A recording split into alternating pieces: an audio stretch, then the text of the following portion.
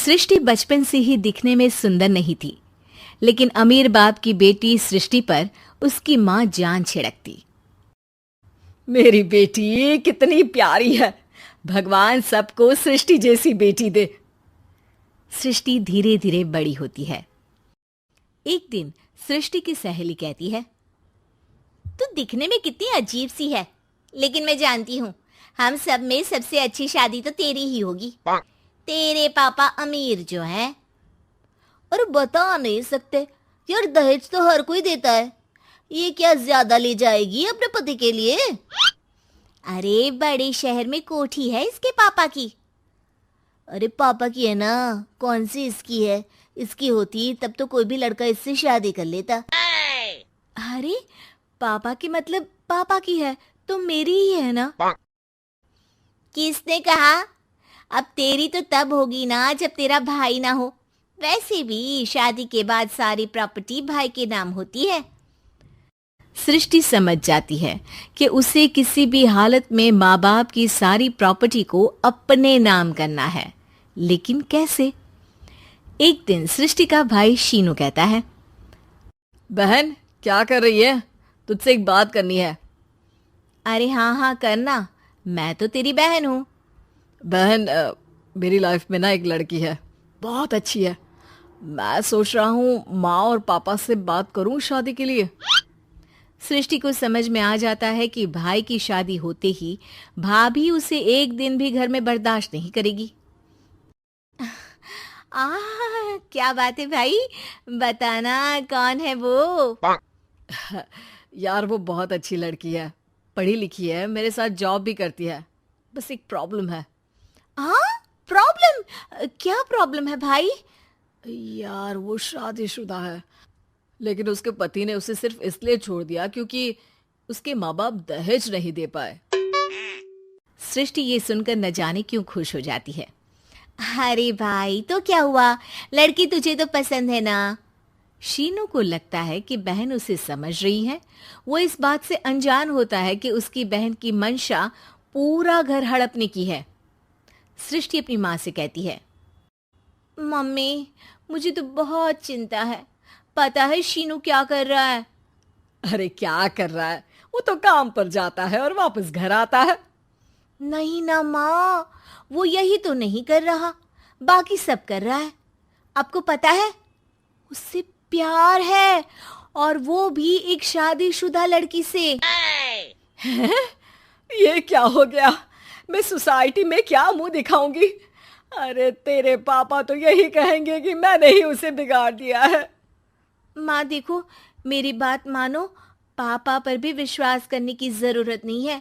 अब आप ही बताओ, पापा इतनी देर घर के बाहर रहते हैं क्यों, बोलो? अरे बेटा वो तो नौकरी करते हैं ना। तू बहुत भोली है माँ, पापा का ऑफिस तो 7 बजे खत्म हो जाता है, लेकिन देखो कितनी देर से आते हैं। अरे नहीं नहीं बेटा, ऐसी कोई बात नहीं है। सृष्टि माँ को एक औरत से बात करते पिता की फोटो दिखाती है। देखो माँ कैसे हैं पापा, मैं ना कहती थी कि पापा सही नहीं है। मैं तेरे पापा से बात करूंगी, दे फोटो मुझे। ओ माँ, वो तो डिलीट हो गई। लेकिन चल, तूने तो देख लिया ना, पापा से बाद में बात कर लेना, और हाँ मेरा नाम बिल्कुल मत लेना। हाँ माँ। अब क्या था, सृष्टि के माँ और पिता के बीच झगड़ा होना शुरू हो जाता है। सृष्टि के मन में क्या चल रहा था कोई नहीं जानता था। एक दिन, माँ सृष्टि के लिए एक लड़का देखा है, वो लोग शाम को उसे देखने आने वाले हैं। और हाँ माँ, एक खुशखबरी, मैं और पापा मिलकर एक नया बिजनेस ट्राई कर रहे हैं। शाम को लड़का आता है, सांवले रंग का। सृष्टि को तो बिल्कुल भी पसंद नहीं आता।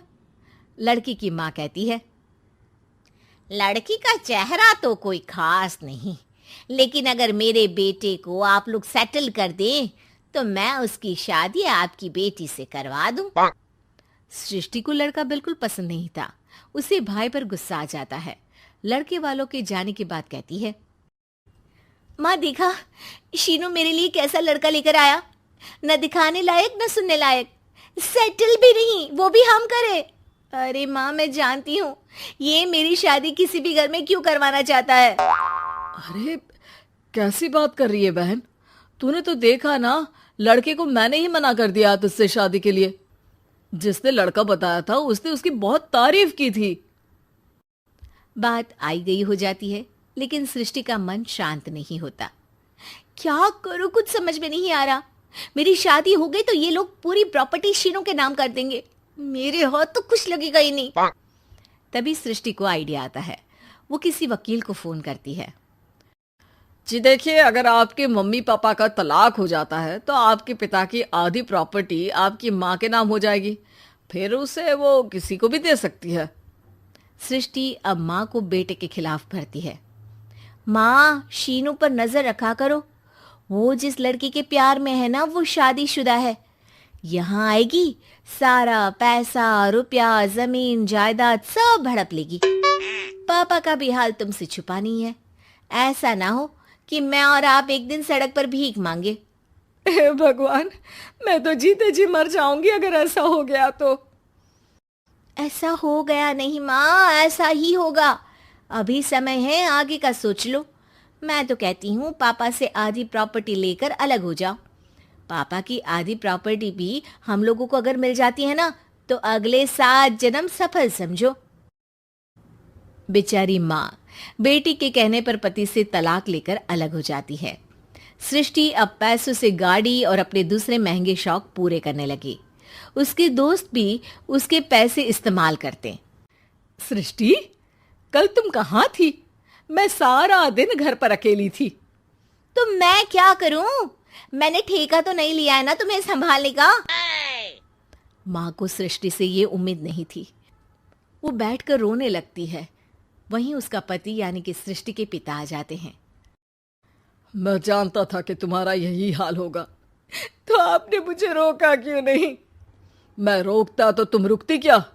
सृष्टि के कहने पर तुमने मुझ पर अपने बेटे पर शक किया, लेकिन तुम ये भूल गई कि कैसे हम दोनों ने मिलकर जीवन में इतना सब खड़ा किया। माँ पति के गले लग जाती है। मुझे माफ कर दीजिए, मैंने आपकी कमाई का एक बड़ा हिस्सा गवा दिया।